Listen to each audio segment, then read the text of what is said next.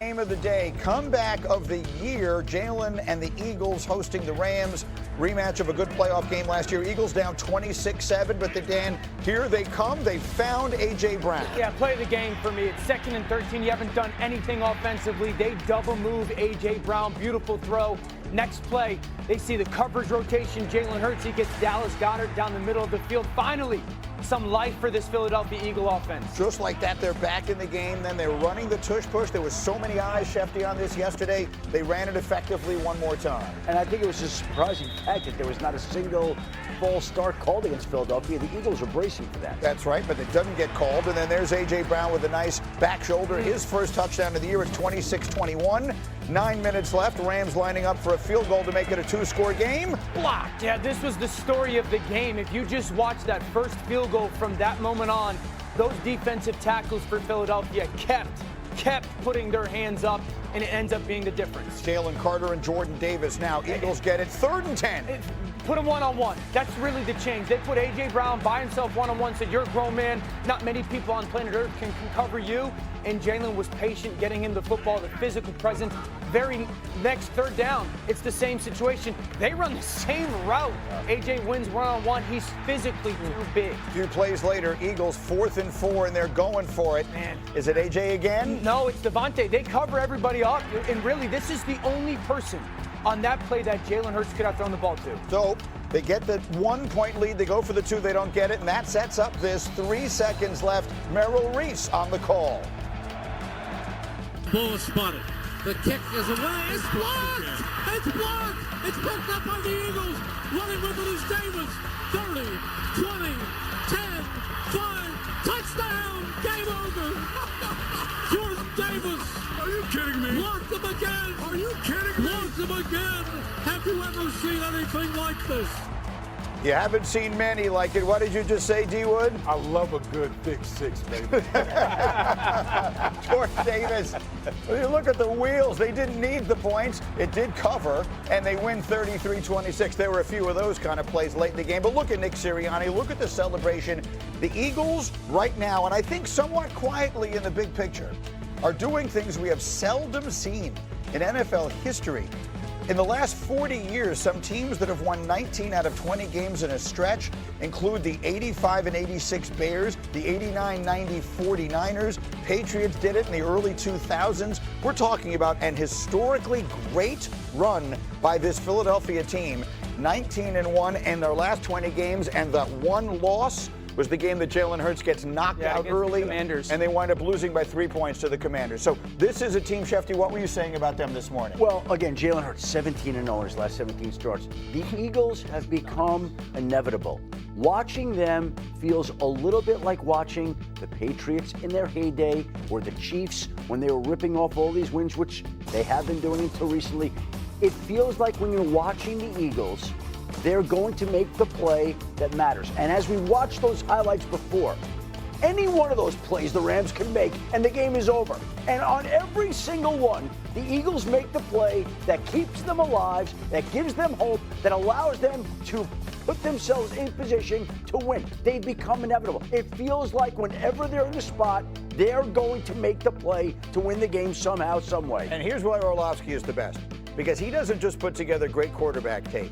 He's got blocked field goal tape for us. That's the difference in the game. That's how they win the game. And there's 2 things you got to see. Is there push, and are you getting the hands up as defensive players consistently? You go to the first field goal of the game by the Rams.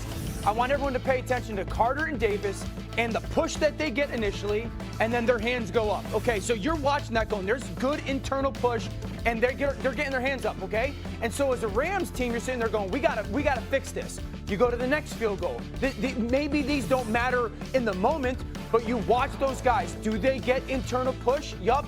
And are their hands up? They're just missing these kicks by 2, 3, 4 inches, maybe 6 inches. And so as a Philadelphia Eagles team, you're like, we're going to get one. We're going to go get one. This is the first block. Look where they are. Side by side, next to each other. Watch the push. They get initial, like 2, 3 feet in the backfield. Both of them getting their hands up. That's their first block kick. The Rams never adjust. On the game, the one that ends the game, the Rams take the guard out, Dotson. They have a backup in there. There's those 2 same guys over the backup guard right now. Watch the push that they get. It's blouses. and both of them getting their hands up. So this is great by the Eagles special teams to get those two guys who are dominant defensive tackles to on field goals, one, rush like it matters, and then two, get your hands up every single time because you never know which one you're going to get. Kudos to the Eagles special teams because it pays off. And I'm shocked that the Rams really didn't address it because you see the push from the very first attempt. When you have a lead, the likes of which the Rams had yesterday, I give the Eagles all the credit in the world. No one's trying to take anything away from them.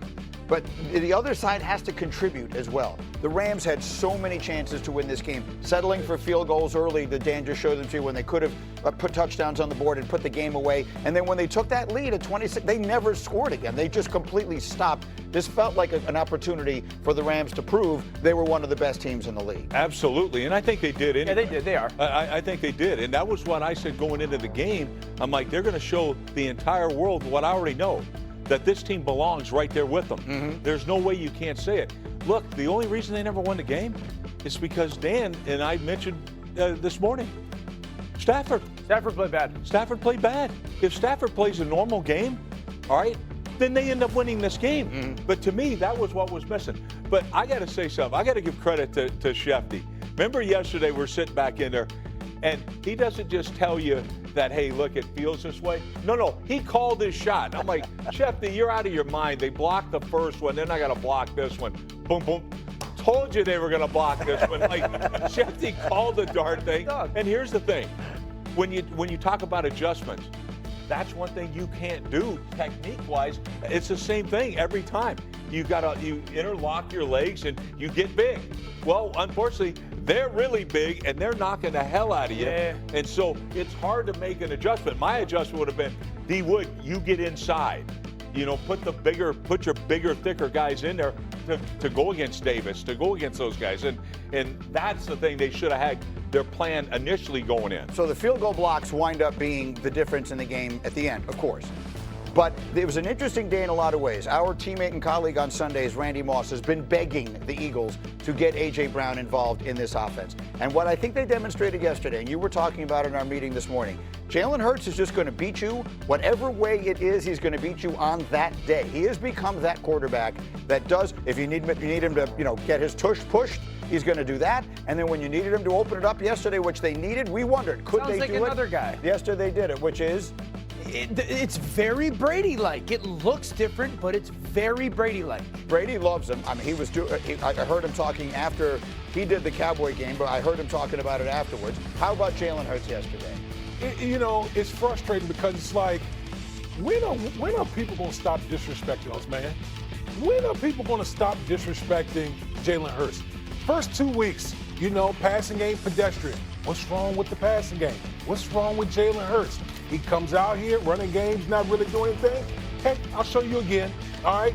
Come out here and play winning football. Remember last year, Rex, when the passing game was pedestrian once again? He goes out there, has this tremendous game, and he comes in the post-game press conference like, is that what you guys wanted to see? Right. And it's just like, when are we going to stop disrespecting this man?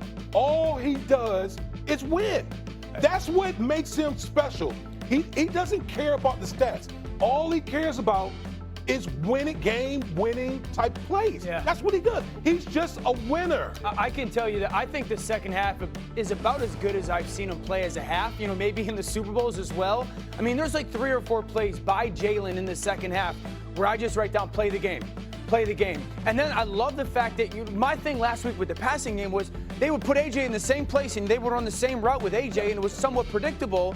And finally, yesterday in the second half, they just put him by himself. I mean, that's what you do with those great players. You just say, hey, you're better than everybody else. We're just going to throw you the ball. And AJ just kept wearing him out and wearing him out and wearing out. So, I want to give credit to Kevin Patullo, the offensive coordinator, because he was bad early on. You're like, man, this stinks. And in the second half, it was the Jalen Hurts and A.J. Brown show, man. And you have to truly appreciate how good some of those timing routes on the stop route, the fade on the back shoulder, the double move on 2nd 13.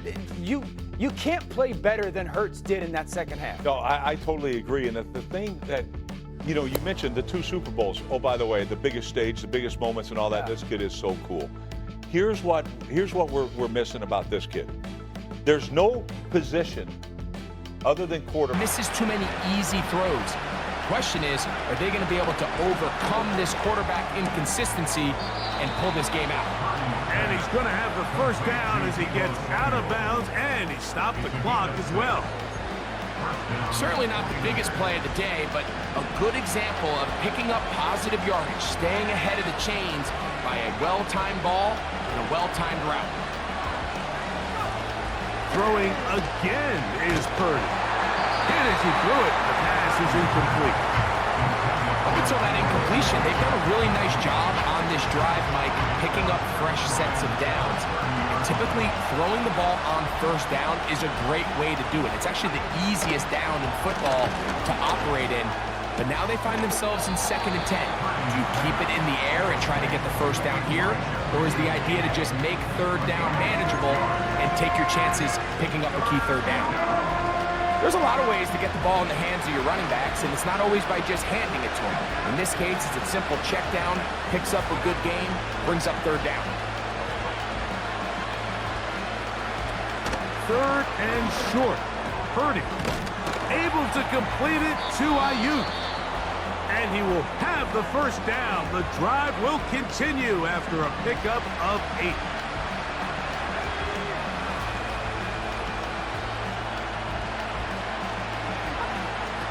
They'll throw again with Purdy. A throw on the move is caught. And he's in. Deebo Samuel. Touchdown, San Francisco. That's his 2nd touchdown so far here in the first half. And that is number 2. Greg, he is off to some kind of start of this one. 2 quarters and 2 receiving touchdowns. Mike, this is one of those situations where as a defensive coordinator, you've got to give your group an answer, because right now, they don't have one for this guy.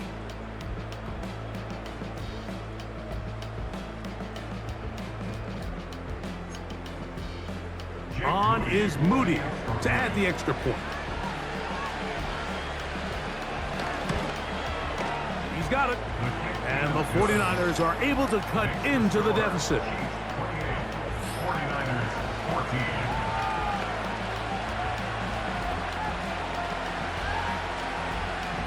They didn't leave much time on the clock to put together a drive here at the end of the first half. And the kickoff's coming their way. Hardman now to return it. Whoa!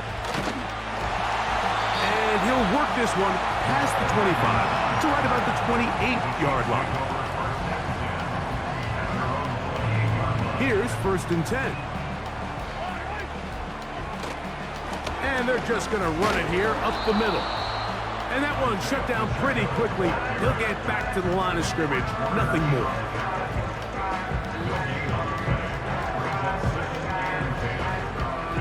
So we've reached halftime here at Arrowhead with the Chiefs on top. As we'll get you down to Orlando now. That's where the coach is, Jonathan Coachman, and our EA Sports Halftime Report. Okay, Michael, thanks very much. And with that, we welcome you all into our EA Sports studios. This is the Halftime Report. We were treated to an excellent first